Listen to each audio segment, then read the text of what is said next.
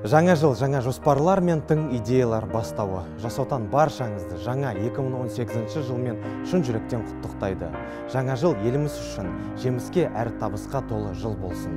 Жас отан білімге құштар, бәсекеге қабілетті, қазіргі заманның өзгерістеріне бейін әрбір дарынды жас.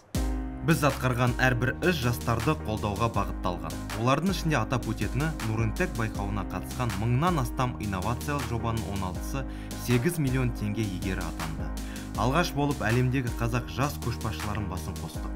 Түркі тілдес елдер Қырғызстан, Түркия, Әзербайжан, Қазақстаннан жалпы 100-ден астам жас жиналған тұңғыш түркі кеңесінің лагері өткізілді.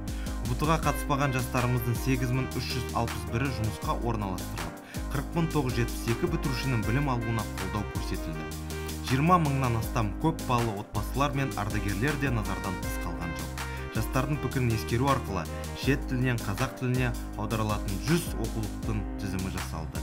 Баскетболдан студенттік командалар арасында республикалық чемпионат қолға алынды. Айтылған жобаларды іске асыруда жас отанмен бірлесе жұмыс жасаған ұйымдарға алғысымызды білдіреміз. Жаңа 2018 жылды жас отан жаңа тыныспен қарсы алады.